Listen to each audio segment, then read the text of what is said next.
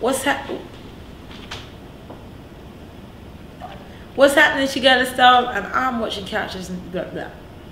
You're watching. What's happening? She got a style, and you're watching Couch Sessions TV. Stick around now. Got some things to say.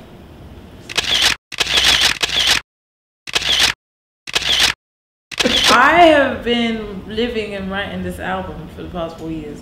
This album is like one of the most personal, uncomfortable, happy, sad, depressed, joyful albums I've written, and super directly attached to every single one of those words. Like it was me walking into the studio 10 minutes after spazzing out on somebody and singing a song, you know, and 5 minutes after getting the best news of my life and, you know, having to go write something. 4 minutes after having to curse somebody out about trying to talk to my dude. You know, it was very directly related to everything I was going through. So yeah, I've been living. I've been working this out. And here we are. It's done. You know, today's music runs. You know, people want albums out every two months. I'm like, it's not physically possible. It becomes a rotation. It becomes computer, and I don't think music is supposed to be computer like. It's not supposed to be paid by numbers. You know, I get that you run a lane down, you know, you work within your strengths, but when it becomes just, all right, somebody else write my album and I'll sing it, I guess. What are you doing? You know, I don't understand that. I had so many people, random people roll up to me, like people that you wouldn't even thought had seen the cypher. So for instance, like a special assistance person at the airport the other day, like I don't remember where I was going from to, I think it was like Salt Lake City, something like that. She comes up next to me and she goes, "Hello, I think you killed that cypher, by the way." And I was like, head scarfed up. I was like, "Oh yeah, thank you. You saw that?" Oh, you know, it's just completely, it's so many different walks of life and so many different walks of, you know, that people that saw that and really just appreciate the fact that I wasn't doing gimmicky raps. I was all saying something relevant, you know, and they weren't expecting it. Yeah. You know, and I think that was great. I get away with saying a lot of things in life because I am a rapper and I take that standpoint with everything I come from. Yeah. You know, and they look at me like, "You're singing, you're supposed to say that." I'm like, I'm a rapper, I can say what I like. You know, it's that energy. So both. That's never a question for me. It's the same amount of energy to do both. So I like them both. It depends on what the song dictates, what the beat dictates. I never ever take a song from like, I want to do a rap song, I'm gonna do because this beat feels, you know, I just, whatever the song or the energy I'm in dictates is what I do. I don't, you know, try too hard on one or the other. Yeah. There's rapping all over this new album. The Life, what else? Speak Your Mind, in the middle of some of the songs. I'm just speaking, I was saying, I just went back to loving it again, you know. I think when I got with my new team, as I started recording this album, my manager, Kevin Lars, was like, "Yo, go and find the reason you started doing it. Go and get back in that headspace of like, this is what I feel today. Go and do it," you know. And I really went back and I was like, they say that all I had to do was rap again, go ahead and get back to black again. It was just that whole feeling where I felt like people thought they'd lost me from London, you know. People in London were like, "Where'd she go? She over here singing now, Estelle?" Like, but then when I was out at home and all I did was rap, they were like, "Well, you should sing too." I was like, I can't please any of you, so I'm gonna please myself. How about that, you know? Yeah. But I felt that joy. I enjoyed hip hop again. You know, like people started coming out, other artists started coming out that made me feel like, yeah, this is fun again. This is good, you know. So I started doing it again. That's it.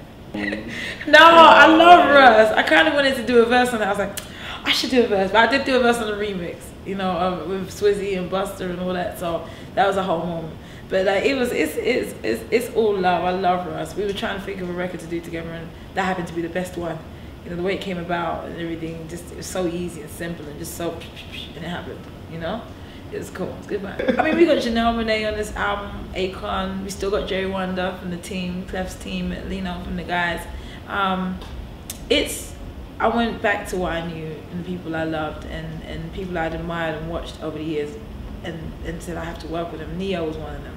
You know, I was trying to articulate this feeling of just like, I do me. You know, I'm here for me.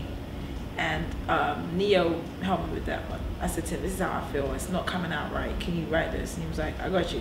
Whoop, whoop, send it back. I was like, this guy's good, because this is how I feel. Yeah. You know, the song's talking about do my thing. I'm gonna do my thing. And it's like, I wear my clothes like this because I can. I wear my hair like this because I can. You know, I walk around like this because it's who I am. And I was like, you better say it on the record, Neo. I love you for this, because this is exactly how I felt. Where I was writing, it was coming off like bitter and mean. I don't ever want to be bitter and mean on a record, you know. So I said to him, "That's how I feel today. Can you write this?" You know, and he did. Kill it. Yeah. As Janelle Monáe features on that one too, and nice. she killed it. Her vocals like just so 1999 Lauren, like, just sweet. You know what I mean? Yeah. I was like, woo, girl, she killed it. She killed it. And she's the only other person I could have thought to get on the record, because she's so herself and unapologetic about it. I was like, Janelle Monáe, you know.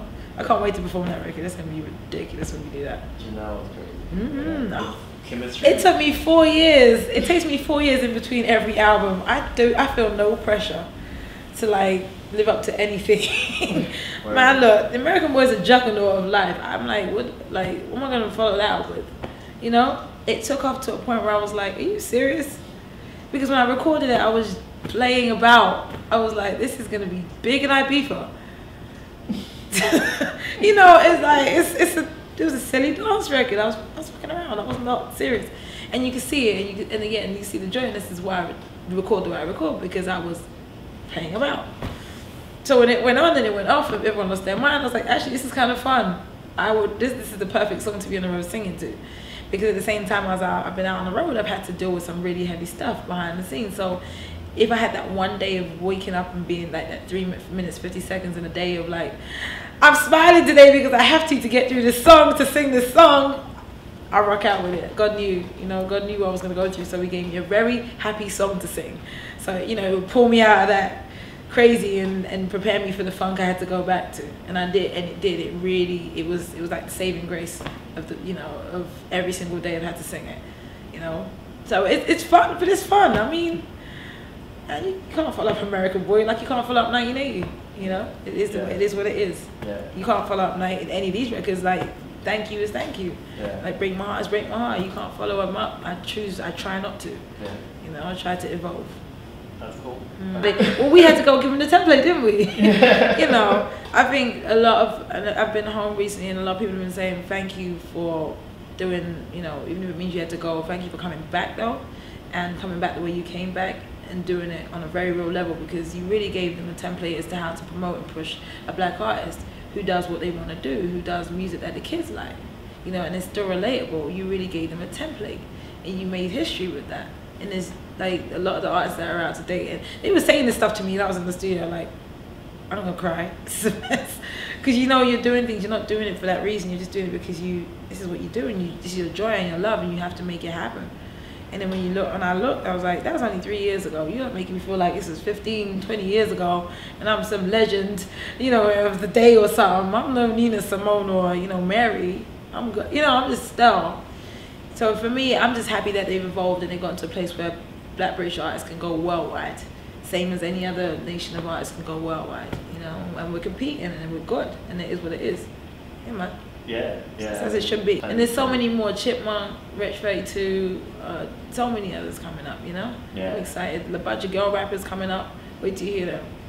Wait till you hear these girls. Amplified, Dog, Lady Lisha, Lioness, so many of them. It makes me happy. It makes me like, yeah, man, we're doing it. We're still here. We're still here. You know? Like, yeah, man, excited. That's cool. I'm bi-coastal, bi-country. I'm worldwide at this point. I give Yeah. up. Where I lay my hat is my home. Or should I where I lay my headscarf? I guess. You know, I still wrap my head. Yeah. I miss my family. I don't miss London. You know, I go back so often that it's like, okay, I've not really moved. This is a mess. You know, my friends are like, are you back next week? Yeah, all right, see you next week. It's a mess. I give up. It's a 6-hour flight. It's like flying from East Coast to West Coast. So, you know, it's like, it's not far at all. It's home. It's always going to be home. And there's always going to be things I miss, but I miss my family more than anything. You know, just being able to be like, oh, I'm going to go around your house and hang out. But even if I was questioning if I was home, would I even be able to do that? Because, you know, some paparazzi be following me around to people's houses. It'd be a whole mess. I'm not here for that. No, you don't get to hide out in America because there's always somebody that knows you. And they won't say it. They'll be standing like 2 feet from you whispering, is that Estelle? whispering. I say, "Is that Estelle?" You're like, "Really? I can hear you. I can hear you and see you saying it. You know, just tap me. Just be like, hi. I'm the most approachable artist on the planet. And 90% of the times, because I don't travel with a huge entourage or whatever, they're always like, that's not her. She can be traveling on her own. I'm like, I'm rock with that. Okay, just go. I don't need things and people. You know, I'm very independent, so it's fun to me. It's cool. It's nice that people approach me like they're my friends though too. You know, I call them my darlings because I call everybody darling. I'm rubbish with names, so I call everybody darling. So my darlings is my thing. So people feel like, you know, when fans approach me, it's almost like they're my friends. They're like, "Oh, what's happening, Estelle?" And I'm like, "I'm alright." You know, and they're looking at me like, it's weird. It's like you think I've known them for years. And I'm like, I've never seen them. I don't know what person is. But I guess, you know, just be nice because they're giving you love, you know? Yeah. That's my reasoning, so. Yeah. But America's celebrity exists mainly off of your face and branding. So it's the whole thing. Yeah. You know, if your face isn't on every single paper because, you know, you had your tits out somewhere or, you know, you're taking drugs somewhere, then you can really be good, famous, rich, and chill. You want to find the balance. Exactly. You want to be in the papers not for being drunk and high, you know, but for your music. And Exactly. I think I'm achieving that. I'm getting that together. Exactly. Jeez Louise. Yeah. Well, that's cool. Well, Estelle, it's been a pleasure. Glad to interview you. Wish you much success with the new album. Thank you, and we'll be looking forward to good news in the future. For sure.